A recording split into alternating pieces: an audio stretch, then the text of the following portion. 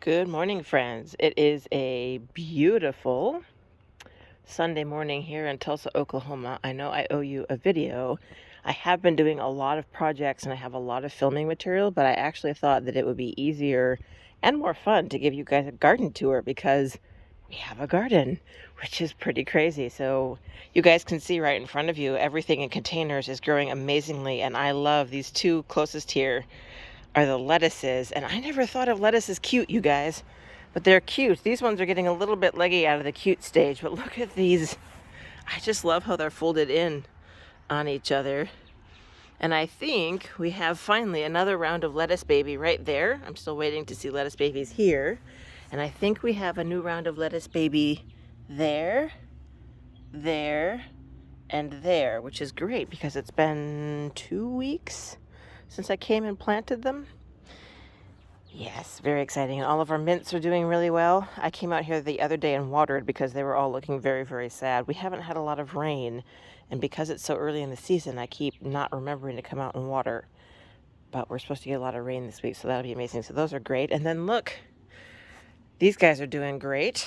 The oregano is just prolific. Thyme is coming back, and we have flowers on the basil. Now, if you're growing herbs to consume them, flowering is bad because it means that the plant is sending its energy into flowers and not the leaves, and the leaves don't taste as good. But we have quite a lot of sage left over from last fall's harvest. So when Peter and I were talking about this yesterday, I said it doesn't really matter if it goes to flower because we don't really need a lot more sage at the moment. So we're gonna let that flower. Aren't they beautiful? See if I can give you guys a close up. Come on. I just think they're gorgeous. And the other exciting thing along the house here are these guys. Oh my gosh, look at how many flowers there are. Every day I come out and there are more and more flowers. These are creeping Ohio spiderwort, according to my plant app. They were given to us by a neighbor across the street, the one with the beautiful irises, last summer. Unfortunately, she gave them to us on a morning that we were headed out to the Renaissance Festival. So they sat bare root in a bucket all day, and I did plant them the next day, and they were green. The flowers died pretty much right away. They were green for about a month or so, then they died, and I thought they were gone, but they've come back, and these flowers are gorgeous. They open in the morning and close at night. Each one of them is about maybe like a nickel. I think if you put a nickel, you'd completely cover the centers and have a little bit of petal poking out in the three corners, and they're gorgeous. And then the reason that we have the rest of the barrier here is that I decided to plant some of the red and yellow marigolds along the rest of the way up to the foundation, which is new. We haven't put anything against the foundation. Unfortunately, the germination time for these marigolds is taking forever.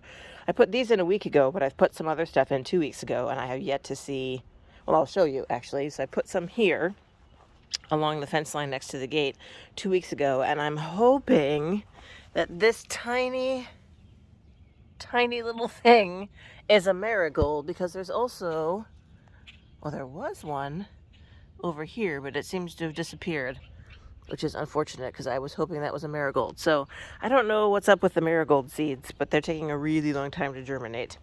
While we're over here, actually, let me take you around to the other side. I have also transplanted some of the extra sweet peas from the south fence along this fence line, and most of them seem to be doing okay. This one is sad and shrivelly. I'm not sure what to do about that, but that one's got tendrils already. And these have got, they've got little tendrils on them. That one is also floppy over, but it's got near the fence line, and that one's up into the fence line. So I'm hoping, I've watered them a couple times. They've been transplanted for a week today, actually. So won't that be nice? Coming up, you'll see some sweet peas going up the fence line. So, speaking of fence lines, this was one of the projects I was going to show you guys, but quite frankly, it was pretty boring. I don't know how much you can see on the video, but I have come through and put black netting all the way down the fence line. That's what this line here is, because something was eating the tops off of the peas and some of the sweet peas, and this seems to be working so far. It's certainly not foolproof, but my intention was to just make these not as easy to get to and hopefully turn whatever it was to eating them to other things. So they are held in the ground. You can actually see the top of one here that I bent over with these stakes. They're called landscape staples. And then up at the top here, they're held on with some of the twine I had. Further down, you'll see I just used, in fact, I'll show you. I just used some of these strips of plant tape that I had left over from supporting the sunflowers last year. But yeah, these are looking super great. And if you come down, look at that. That is a bean ready to come out. You can see, if you, as I pan down here, that there's stuff in most of the slots. Like this one, something ate it down to the nub, and I'm hoping it'll come back. But there's stuff pretty much down the board, which is really, really cool. The two hugest peas are down here on the end. They never got nibbled off. Take a look at this guy. He's huge. Compared to, you know, these are the rest of them, right? Like that one you can see got chewed off. And then this one is enormous. He's so, so tall. Now the other one down here, look at how tall he is. He's already trying to climb all over. Hello. So this netting was a square, and I had to cut it into strips to go all the way along here because I was being frugal, which was a little bit of a pain in the ass, but I don't need it to go all the way up, right? I mean, the vines are supposed to get up to 4 feet, which is the top of the fence line, but I just wanted them to be protected along the bottom. And since we're over here, look, we have a primrose. Look at that. That's very exciting. So this bed continues to be something of a hot mess, as you guys can see. I'm just letting it be what it is, and I'm planting stuff in here and hoping things come up, some of which are, some of which are not. These little kale-looking things are poppies, I hope, says my plant app. And there's some coreopsis in here. These, I believe, are blanket flowers. I'm hoping. Either that or they're more primrose. I really like the primrose. I think they're very pretty, and they grow, a lot of them, a little bit further down the walking trail along the river. So that'll be really lovely. And there are some sunflowers in here, like that little guy back there. That's a sunflower. It looks like there's a couple more coming up down here. So there are some sunflowers coming up in here as well. Unfortunately, most of the onions that I planted in here seem to be getting eaten down, as were the ones in the beds. So like that one you can see has been eaten off in the corner. That one you can see has been eaten off. But I'm letting the onions be as well. They were extras, you know. We didn't have anywhere else to put them. So if they make it, they make it. If they don't, they don't. So speaking of onions, one of the other projects I did last week was I had to put covers on these two beds because something was coming in and eating the onions. So what I ended up doing was taking this covering, which is a 4x4 square. I took the original cover off this bed and moved it, and I put this in here. I'm really excited about this because I was trying to figure out how to anchor it. And, you know, necessity is the mother of invention. I just used these posts, which were part of the tomato cage from last summer, and I just staked them in the ground and put this around all four corners, and it's been really windy. We actually had some tornadoes come through Oklahoma, not here, but Oklahoma in the last few days, and it stayed right where it was meant to be. So that's successful. And then this has always been covered. You can see the grass is taking advantage of that. And then down here, these are the onions that kept getting eaten, and I'm pretty excited about this too. Again, the question was how to take the chicken wire that I already had and not spend any more money. So I ended up using these eye hooks, and this is actually a sunflower stalk that I dried and saved from last summer, which is just threaded through there. And these are 3 pieces of chicken wire just across the bed, and it's working really well. You can see, hello, grass. You can see that the onions are coming back after also being eaten off. That one's not doing quite as well. And excitingly, we have our bok choy. That's that tiny little guy right there. That's the bok choy. Come on. There we go. That's the bok choy. And it's exciting because it took a long time to germinate. I don't know why it took a long time, but it did. And then over here, this is the cover that I took off the bed that has all the garlic in it and put the bigger one on. And then this one, I need to come through here and get the grass out as well. But in addition to the onions, which are all doing much happier, we also have a broccoli here and 2 broccolis here. Unfortunately, we did lose the broccoli on that end. It did come up. There were 2 of them, and then I came out one day and they were eaten down to their white little tiny stalks. So I think something came in and nibbled on them. But everything else in here is doing really, really well. So let's take you out to a couple more places in the backyard. Our garlic bed is doing just fine, although I did have to come out here the other day and pull out a couple of trees that were growing out of these really cool round seeds, because I love them, but not in my garden. And if you're thinking to yourself, gosh, there looks like there's a bunch of little dead leaves on these garlic, you would be right. The internet says that's because they don't have as much nitrogen as they would like in the soil, but that's just tough. All right, and then take a look at these. Our berry bushes are in bloom.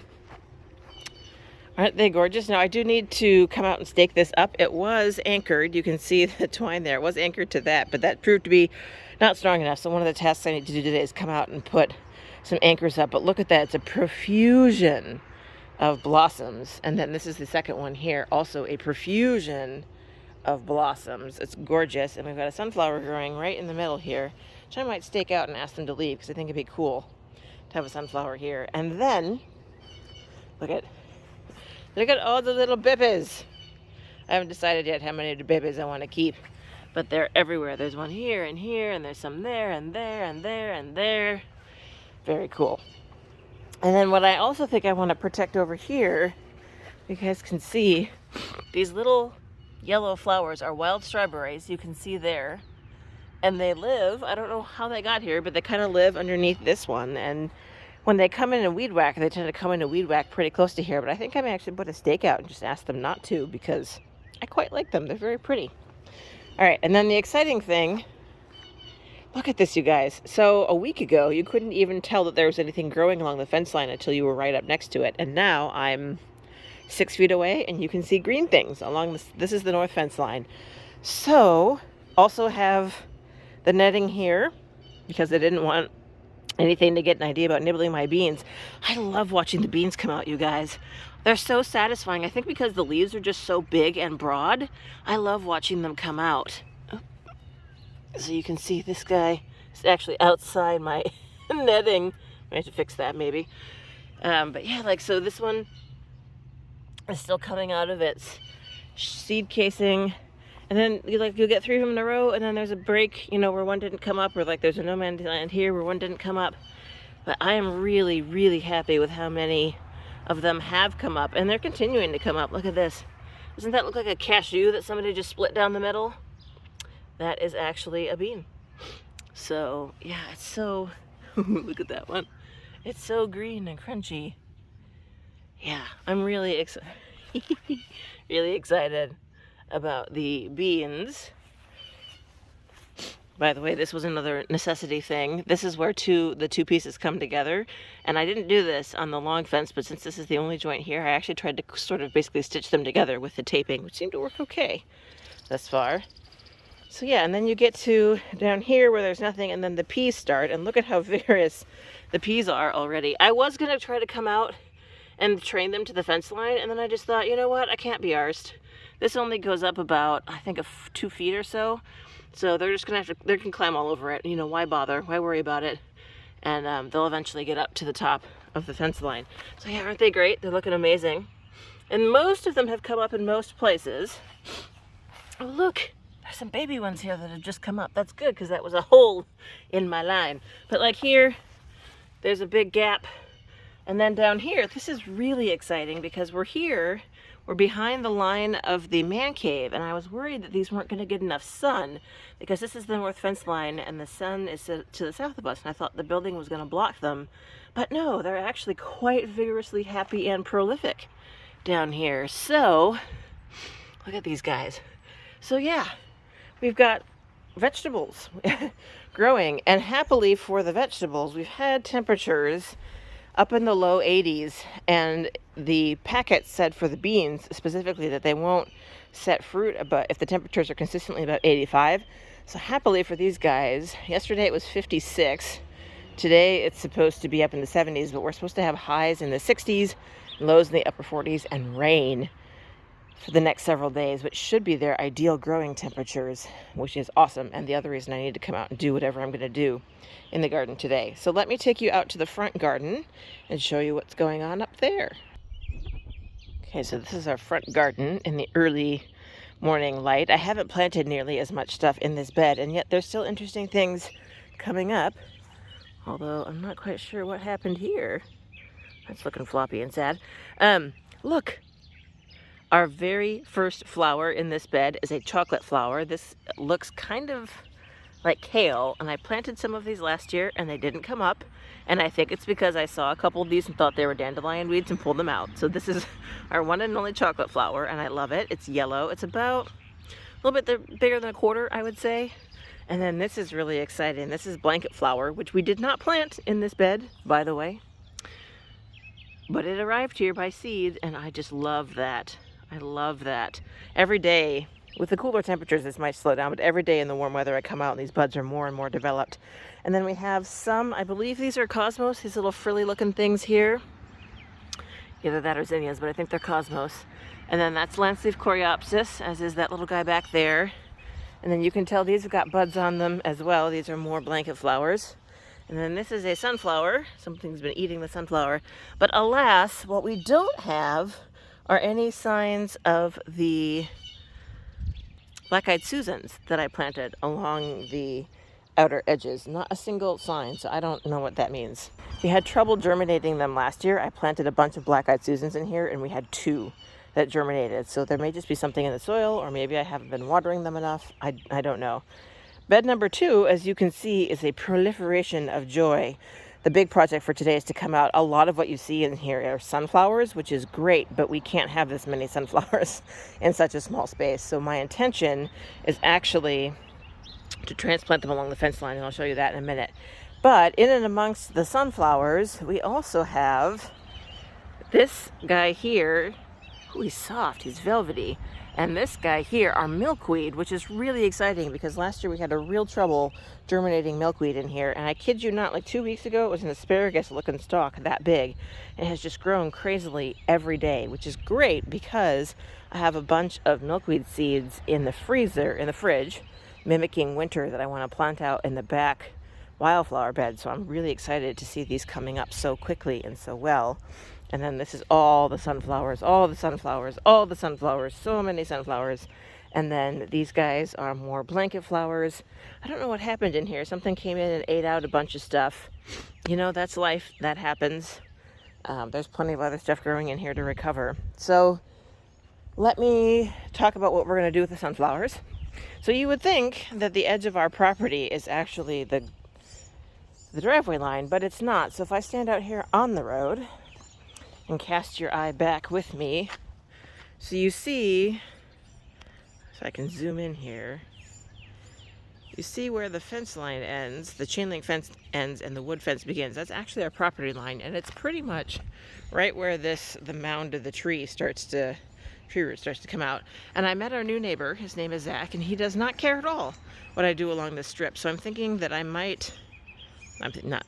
thinking, and I'm not sure how close to the front I'm going to make this, but I'm thinking this is at least 30 feet from driveway to where the sidewalk comes in over here, because I measured that part of this driveway last year when I planted stuff along it. So it's at least 30 feet, and if I go all the way back to the driveway, it's going to be another, I don't know, 10 or 15 feet. I'm not sure I want to go all the way back that far because, again, the sun comes from this direction and sunflowers need a lot of sun. I'm not sure they're going to get enough sun where it's currently dappled shade, but we can try it because, A, there's dozens and dozens of sunflower seedlings, as you guys just saw, and B, I have a bunch of seeds as well, so it may be worth it. So what I'm trying to figure out is whether I want to put 3 rows, basically 1 row really close to the driveway, 1 row really close to the fence line, and 1 row smack down the middle, or whether I want to put 2 kind of and split it into thirds. I think 2 would actually look a little bit nicer and give a little bit more space, but we'll see. So that is the project for today. I need to do it today, A, because the seedlings are getting almost too big to transplant, and B, because it's going to rain the next several days, so I won't have to come out and water them. As I wander over here and show you the last thing in the front yard, you aren't supposed to be able to transplant sunflowers. If you look on the internet, it says that their roots are sensitive to disturbance, and that is true. I've transplanted a bunch of them last spring. I had them growing along the fence line where you guys saw me growing the beans and peas, and I transplanted them into the wildflower bed, and they looked awful for like 24 to 48 hours. They looked floppy, they looked sad, but then they did perk up again. So that's what I'm hoping will happen here. Otherwise, I just have to pick them out, throw them away, and I don't like doing that.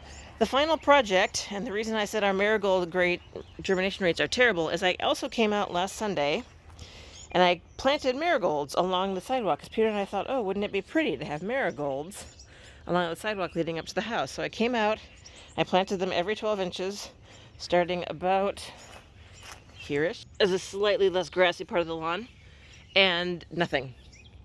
Absolutely nothing. Actually, it might have been 2 weeks ago now. It was Easter Sunday, and today's the 23rd, so it might have been 2 weeks. Nothing has germinated, so I don't know if I need to come out here and replant. There are plenty of seeds in the seed box. I don't know if I need to come out and replant or what, but we'll keep trying. So that's the garden as it stands today. Thank you so much for coming along on this garden tour. I hope you guys are having a great day, and I will see you soon in my next video, hopefully. Bye for now.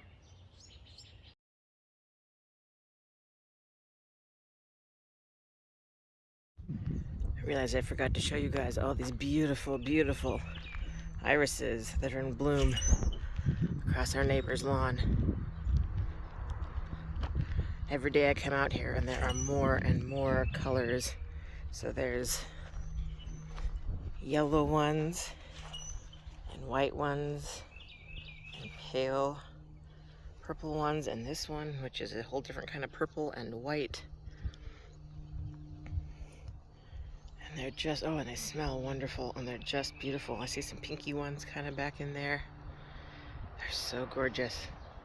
All the way along the front. Lorraine, who owns this house, has been here since the 70s. Ooh, look at these. Look at that. Isn't that beautiful? They're so frilly. And that one too. White and purple. How cool is that?